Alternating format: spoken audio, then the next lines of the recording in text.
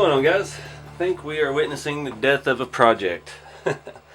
So, if you've been here for a little while, you remember the Fijon FJ9, the Bulldog, the drift car with the carbon fiber chassis. It was one of the biggest, most viewed videos I had for a while. And it was just kind of boring for me. It was kind of a plain drift car. And I started to start tearing it apart and try to build a modern rat rod out of it. So the mod rod was born.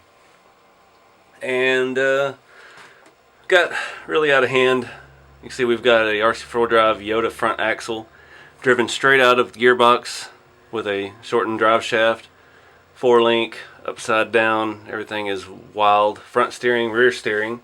Moved all the aluminum steering arms and everything from the front of this chassis to the back, and actually works really well back there. I don't know what's going on. So I had a brushless setup on it, just some basic stuff, nothing expensive or fancy, and it smoked a ESC. So I was like, alright, well, put another one on it, kept cutting off. Seemed like a low battery disconnect, like a low voltage shut off.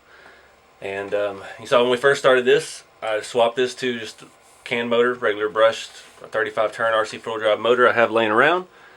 And everything seemed like it was looking good. I got a brand new Hobbywing 1060 quick run. Nothing extreme, not overpowered. We got a 3000 milliamp. We started out with a 2200.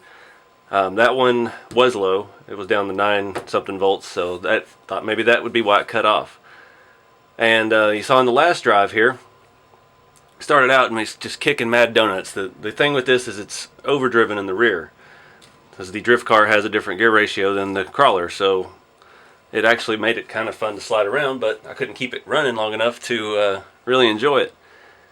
I don't know why, after the first 3 or 4 full throttle pulls, it reduced power. And at least it didn't quit going. The battery didn't get drained or anything weird like that.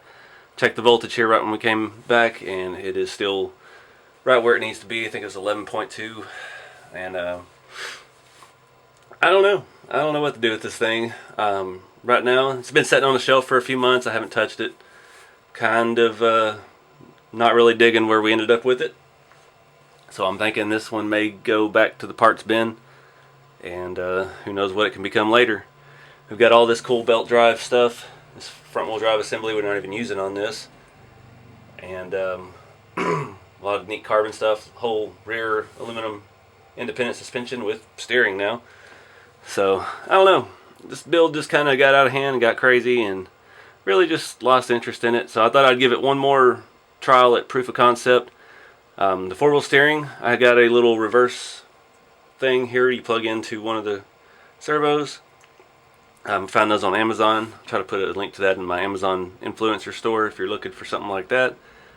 We got the steering working great. The rear, obviously, with the larger full-size servo, works a whole lot better than this little $2 off-brand servo that we got off eBay.